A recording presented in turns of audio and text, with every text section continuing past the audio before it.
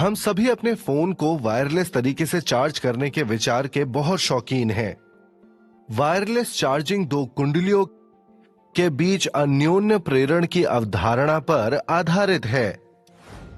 क्या आपने कभी अपने सेल फोन की बैटरी चार्ज करते समय सोचा है, आपके चार्जर पर निर्दिष्ट उच्च लाइन वोल्टा को कम वोल्टा में कौन परिवर्तित करता है? हम पहले ही किसी कुंडली में विद्युत चुंबकीय प्रेरण की परिघटना का अध्ययन कर चुके हैं। जब कुंडली से संबद्ध फ्लक्स में परिवर्तन होता है तो उसमें एक प्रेरित विद्युत वाहक बल उत्पन्न होता है। इस घटना को विद्युत चुंबकीय प्रेरण कहा जाता है। एक और प्रक्रिया है जिसमें एक कुंडली से संबद्ध फ्लक्स को दूसरी कुंडली से प्रवाहित होने वाली धारा को बदलकर या उनके बीच की सापेक्ष दूरी को बदलकर परिवर्तित किया जा सकता है। इन कुंडलियों को चुंबकीय रूप से युग्मित कहा जाता है और प्रेरित ईएमएफ उत्पन्न करने की यह प्रक्रिया अन्योन्य प्रेरण कहलाती है।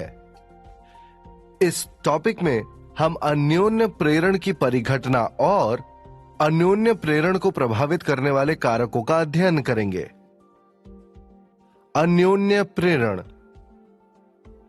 आइए हम एक दूसरे के समीप रखी दो कुंडलियों की स्थिति पर विचार करते हैं।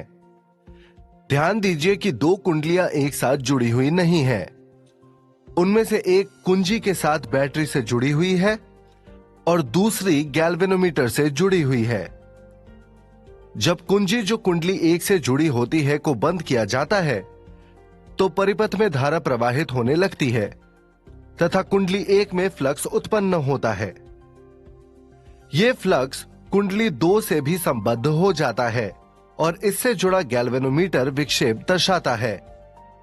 यह दर्शाता है कि दोनों कुंडलियां अब उनके बीच संबद्ध फ्लक्स के कारण चुंबकीय रूप से युग्मित है। जैसे ही कुंडली दो को कुंडली एक के करीब लाया जाता है, कुंडली एक में उत्पन्न अधिक फ्लक्स कुंडली दो से संबद्ध हो जाता है। परिणाम स्वरूप गैल्वेनोमीटर अधिक विक्षेपण दर्शाता है। यदि कुंडली दो को अब कुंडली एक के निकट लाया जाता है तो गैल्वेनोमीटर विक्षेप और बढ़ जाता है। ऐसा इसलिए होता है क्योंकि जब कुंडली को पास लाया जाता है तो उनके बीच अधिक फ्लक्स संबद्ध होता है, अतः अधिक ईएमएफ प्रेरित होता है। यदि कुंडली दो को अब स्थिर कर दिया जाता है तो गैल्वेनोमीटर में विक्षेपण शून्य हो जाता है क्योंकि कुंडलियों के बीच संबद्ध फ्लक्स परिवर्तन शून्य होता है। इसके बाद यदि हम कुंडली दो को कुंडली एक से दूर ले जाते हैं तो गैल्वेनोमीटर विक्षेपण दिखाता है, लेकिन दूसरी दिशा में। गैल्वेनोमीटर में विक्षेपण कम हो जाता है क्योंकि कुंडली दो कुंडली एक से दूर जाती है। अब उनकी आपेक्षिक स्थिति को स्थिर रखते हुए उस धारा को परिवर्तित कीजिए जो कुंडली एक से प्रवाहित होती है और गैल्वेनोमीटर का निरीक्षण कीजिए जो कुंडली दो से संबद्ध है।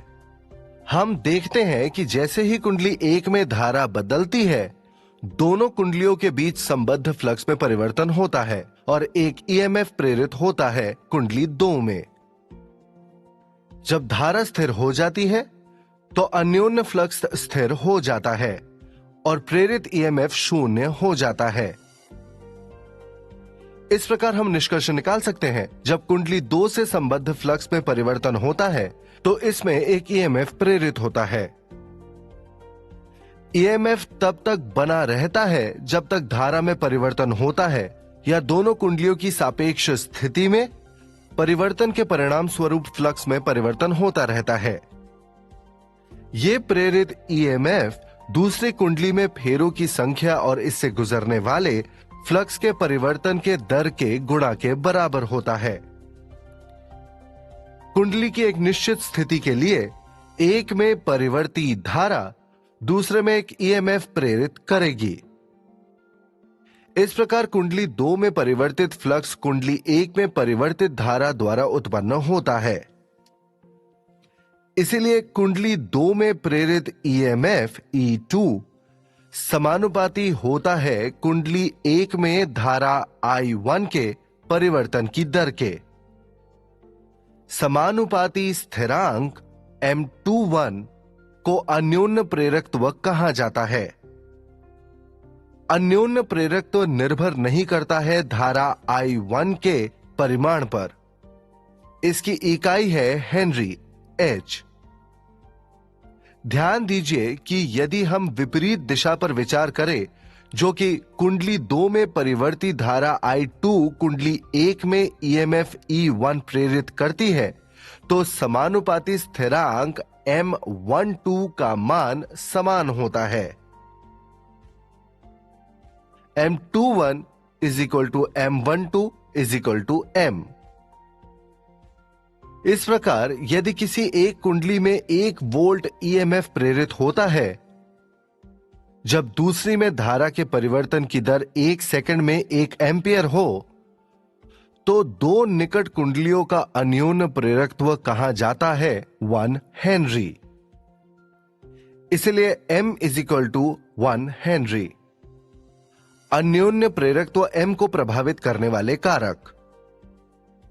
कुंडलियों के एक युग्म के बीच अन्योन्य प्रेरकत्व निम्न पर निर्भर करता है। पहला, कुंडली का आकार।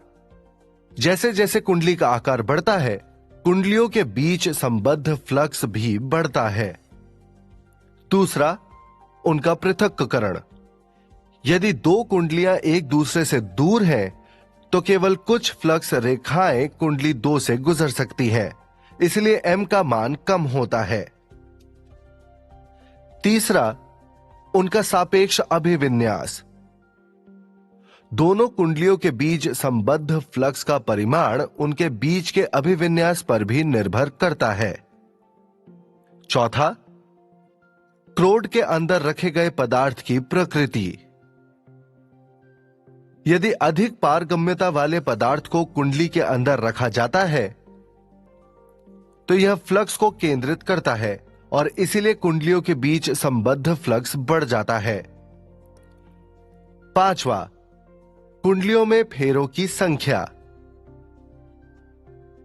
जैसे जैसे कुंडली के फेरों की संख्या बढ़ती है, कुंडली में प्रेरित EMF भी बढ़ता है। अन्योन्य प्रेरण का एक महत्वपूर्ण अनुप्रयोग एक ट्रांसफार्मर है।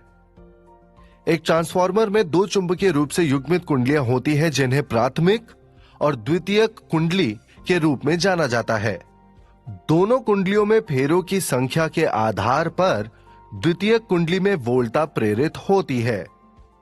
इस प्रकार ट्रांसफार्मर दो प्रकार के होते हैं, एक उच्चाई ट्रांसफार्मर और दूसरा अपचाई ट्रांसफार्मर। तो आइए उस प्रश्न पर वापस आते हैं जिसके साथ हमने शुरुआत की थी। बैटरी चार्जर में एक अपचाई ट्रांसफार्मर होता है, जो फोन के चार्ज करने के लिए आवश्यक लाइन वोल्टता को वांछित मान तक कम कर देता है। अतः फोन या कोई अन्य इलेक्ट्रॉनिक उपकरण चार्ज होता है। सारांश: जैसे ही किसी कुंडली से प्रवाहित होने वाली धारा को परिवर्तित किया जाता है या दो चुंबकीय रूप से युग्मित कुंडलियों के बीच की सापेक्ष दूरी को बदल दिया जाता है, तो उनके बीच संबद्ध फ्लक्स भी बदल जाता है, जिससे विद्युत वाहक बल उत्पन्न होता है। चुंबकीय रूप से युग्मित कुंडलियों का उपयोग करके प्रेरण की इस प्रक्रिया को अन्योन्य प्रेरण कहा जाता है। प्रेरित EMF इससे संबद्ध फ्लक्स के परिवर्तन की दर के समानुपाती होता है। कुंडलियों की एक निश्चित स्थिति के लिए एक में परिवर्ती धारा दूसरी में एक EMF प्रेरित करेगी। E2 is proportional to dI1 dt. E2 is equal to minus M dI1 upon dt. समानुपाती स्थिरांक M को अन्योन्य प्रेरकत्व कहा जाता है। इसकी इकाई हेनरी H होता है। कुंडलियों के एक युग्म के बीच अन्योन्य प्रेरकत्व निम्न पर निर्भर करता है। पहला, कुंडलियों के आकार। दूसरा, उनके पृथक्करण। तीसरा, उनके सापेक्ष अभिविन्यास। चौथा, क्रोड के अंदर रखे पदार्थ की प्रकृति। और पांचवा, कुंडलियों में फेरों की संख्या। हमारे इलाके के पास बिजली के खंभों पर लगे बड़े बड़े बॉक्सों को ट्रांसफार्मर कहा जाता है। ये हमारे घरों के लिए पावर स्टेशन से उच्च वोल्टता आपूर्ति को कम वोल्टता आपूर्ति में परिवर्तित करता है। इस उपकरण का कार्य सिद्धांत अन्योन्य प्रेरण है। ट्रांसफॉर्मरों के बारे में अधिक जानने के लिए हमारे साथ बने रहें।